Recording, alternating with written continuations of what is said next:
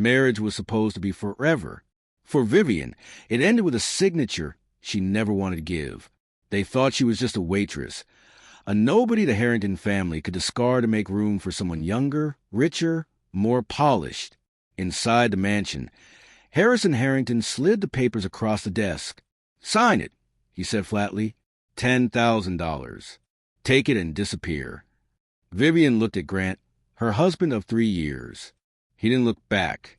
"You never fit here," Grant muttered. "Felicity does." They had packed her things already. If she didn't sign, Harrison promised to destroy her, blacklist her, bury her in lawsuits, erase her future. Broken, cornered, and alone, Vivien signed. An NDA, a separation agreement, all under a name she hadn't used since she ran away. Minutes later, she stood in the rain outside the iron gates, holding a single soggy box. When the gate slammed shut behind her, something inside Vivien snapped. They thought this was the end. They were wrong. Vivien walked 3 miles in the rain to her friend Joyce's apartment. She cried. Then she remembered. At the bottom of her box was a locked metal tin. Inside, a birth certificate. Joyce stared at it, stunned. "That's not your name," she whispered. "It's the name I ran from," Vivien said quietly. Her real name carried power, old power, land, trusts, deeds. That night, Joyce's cousin Frankie confirmed it. "If the papers were signed under duress," he said, "and not under your legal name, they might be worthless." The Harringtons thought they erased her. Instead, they triggered something far worse. The next morning, tabloids exploded. Billionaire heir dumps waitress wife. Vivien didn't fight back. She waited, and then a stranger found her. Donovan Cross met her in a diner alley. "I represent a party interested in stopping the Harrington merger," he said, "and you're standing on the missing piece." He knew about the land the Harrington Empire was built on, land that legally belonged to Vivien Montgomery. Her grandmother wanted her found, claiming it would bankrupt 2 billionaire families. But it meant going public. Court, press, war. Vivien didn't hesitate. "File it," she said. But wait.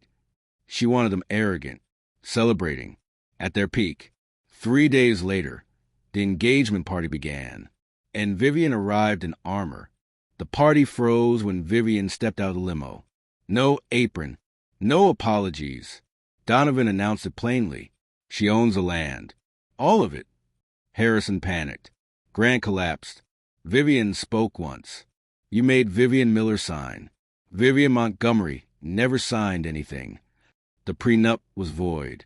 The merger was frozen. The war was live. By morning, Harrison struck back. Vivien was arrested. Attempted murder. A frame-up. They wanted her caged. Instead, they summoned a monster. Bail was denied. The judge was bought. Then the courtroom doors opened. Her grandmother entered. $5 million hit the desk. Vivien was free. At trial, Felicity lied. Until a valet stepped forward. Dashcam footage played. Felicity staged the fall. The courtroom erupted. Charges dismissed. Perjury filed. The Harrington Empire collapsed in 48 hours. Vivien didn't celebrate. She collected. Foreclosure crews arrived. Grant begged. Vivien handed him $10,000. Use it for a bus ticket. Harrison was arrested. 6 months later, Vivien stood in the diner she once scrubbed. She owned it now.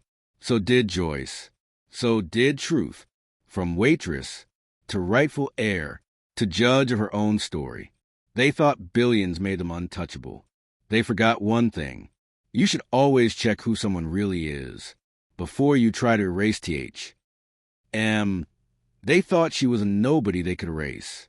Instead, they created a billionaire who took everything they built. If you love stories where arrogance meets justice, where quiet power destroys loud egos, subscribe now. We release new billionaire revenge and downfall stories every day. And the next one is even more ruthless.